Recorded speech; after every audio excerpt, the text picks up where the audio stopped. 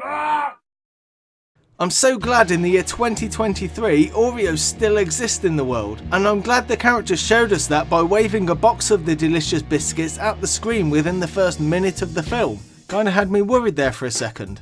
I often find people don't agree with my stance on sequels. If I watch a film and enjoy it, my usual reaction is, "That was great, I hope they don't make another one."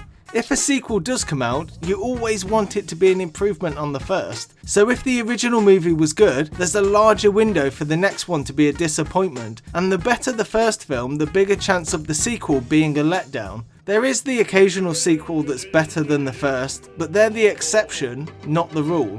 I loved the first Pacific Rim. Yeah, I know some people had their problems with it, but I thought it was really fun. It paid homage to the giant monster and mecha genres without any dumb references. It would have been so easy to put a Godzilla toy on top of a TV, or have someone with a pet turtle named Gamera, but instead, in what is increasingly rare in cinema, they showed restraint. Pacific Rim was a movie about teamwork. Sure, the characters aren't that deep, but they were deliberate archetypes to help demonstrate the theme of unity. Each of the monsters were designed to look as if a person could fit inside them like a suit. A nice subtle throwback to the old monster genre. A lot of effort went into the colour palette, with every character given specific colours that later blend with other characters as they start working together. And in Pacific Rim Uprising we get none of that. I don't even understand why this film was made. There's no effort put in. They don't even make an attempt at world building. In fact, it ran counter to a lot of the world building set up in the first film. It was really confusing. They set up a big mystery about what the creatures wanted when they first attacked. I mean, that was actually covered in the first film, but they pretend it wasn't and come up with something else a lot less interesting.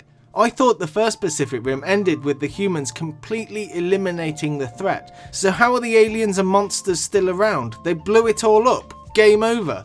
But somehow the boss aliens behind it all survived, and now they're called precursors. If that doesn't sound like it was ripped right out of a fucking Halo game, I don't know what does. Why are the humans still building giant robots 10 years after the war ended? No one believes the monsters are coming back. It especially doesn't make any sense because the government stopped their production in the first film because it wasn't cost effective. Where the first film was made for lovers of the genre, this film is made for a completely different audience.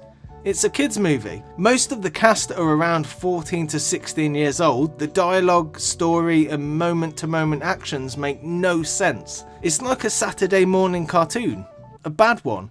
The characters are all unlikable until halfway through the film when they stop being horrible to each other. They don't learn to appreciate each other or anything, they just stop being horrible to each other for some reason. One of the main characters, a young girl of about 14 years old, somehow knows enough about engineering to build her own giant robot out of scrap. She then turns it on and it works first try. So she built this thing perfectly from scrap on her own in her first attempt. She then somehow knows how to pilot it better than any of the trained soldiers. At one point this monster rose right out of the sea next to a small pier and there was no water displacement. The entire pier would have been covered in a tsunami. It would have been nice if they had thought about these things. I don't think they did much thinking at all. They had people die there, so why not have them die from the tsunami instead of the forced way they actually killed them off? And the person who lived could have survived the tsunami by drinking all the water. And drink some more, and drink some more. Drink the lot. They spend a short amount of time showing all the civilians running through the city and screaming in terror. So when the giant robots appear and start demolishing buildings, you're left wondering what happened to all those people on the ground. Are they all dead now? Did they just disappear? At one point a robot picks up a bunch of cars and hurls them at an enemy. He didn't even check to see if the cars had people in them. Oh, and the giant monsters don't turn up until the last 20 minutes of the film. As much as I don't like many of the human aspects of Godzilla from 2014, the monsters were done incredibly well. You really felt the vastness of these creatures, and even in the original Pacific Rim, you really felt the weight of these robots and monsters.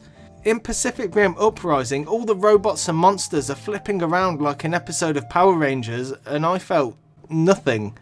I almost walked out of the cinema 3 times. Not because the film was so bad. I mean, it was bad, it was terrible. But I just sat there and thought, Why? Why, Black Dynamite? Why?